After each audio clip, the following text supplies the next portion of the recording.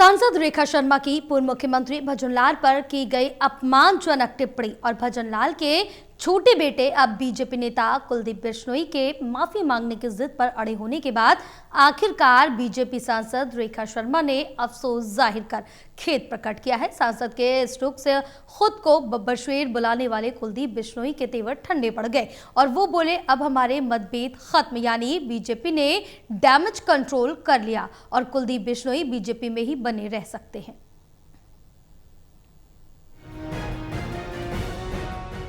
BJP की राज्यसभा सांसद रेखा शर्मा ने 15 दिन बाद आखिरकार पूर्व मुख्यमंत्री भजनलाल पर दिए गए अपने बयान पर अफसोस जाहिर कर दिया कि उनके शब्दों से अगर उनके परिवार के सदस्यों या उनके समर्थकों को दुख पहुंचा है तो वो क्षमा मांगती हैं। लेकिन अपनी गलती मानने के साथ साथ उन्होंने मीडिया पर भी ठीकरा फोड़ दिया कि उनके बयान को तोड़ मरोड़ कर पेश किया गया है।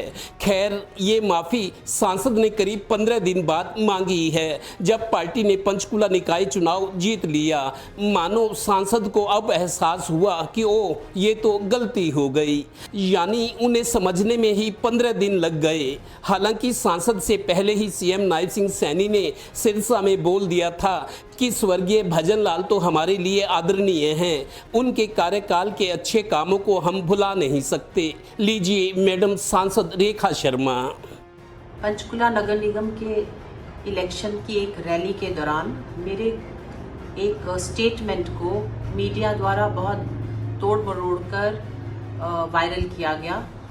मेरी मंशा किसी व्यक्ति को कहने की नहीं थी। मेरी मंशा एक पार्टी की वर्किंग के अगेंस्ट थी। और जहाँ तक चौधरी भजनलाल जी की बात है, वो एक सम्मानित और एक ज़मीनी मुख्यमंत्री रहे हैं। उनके कई परिवार के लोग आज हमारी पार्टी में भी हैं।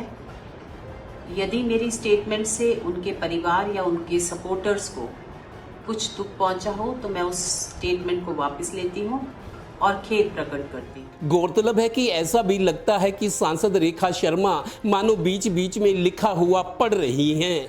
खैर, अब बीजेपी नेता कुलदीप बिश्नोई जो इस मामले में माफी मांगने पर अड़ गए थे और बीजेपी को चेतावनी देकर खुद को बब्बर शेर बता रहे थे, अब बोल रहे हैं कि हमारे मतभेद खत्म। ये आशंका भी खत्म हो गई है कि कुलदीप बिश्नोई अब बीजेपी छोड़ सकते हैं, यानी बीजेपी का डैमेज कंट्रोल काम कर गया। वैसे अभी वो विदेश में हैं। बताया गया है कि वो 18 मई को स्वदेश लौटेंगे। आप सभी को मेरा नमस्कार।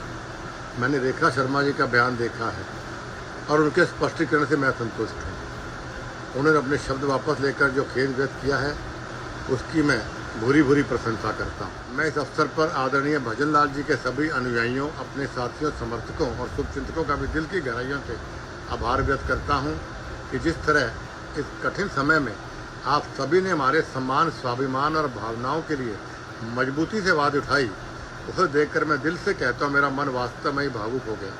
गौरतलब है कि सांसद रेखा शर्मा ने पंचकुला नगर निगम चुनाव के दौरान बीजेपी प्रत्याशी श्यामलाल बंसल के नामांकन से पहले अपने संबोधन में कहा था कि भजनलाल तो बदमाशी से चुनाव जीता करते थे। काफ़ी बवाल के बाद भी उन्होंने अपने बयान पर माफ़ी नहीं मांगी।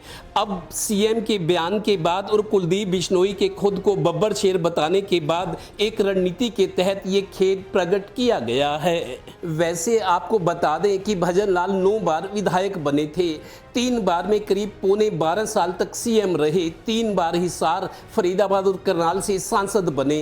केंद्र सरकार में कृषि एवं पर्यावरण मंत्री भी रहे और एक बार तो कांग्रेस के प्रदेश अध्यक्ष भी बने, जब 2004 में उनके नेतृत्व में हरियाणा में विधानसभा चुनाव लड़ा गया था और पार्टी ने भूपेंद्र हुड्डा को उनकी जगह मुख्यमंत्री बना दिया था। हे राम। सहयोगी श्रीनिवास के साथ Devendra Kathoria, total news, Panipat bureau.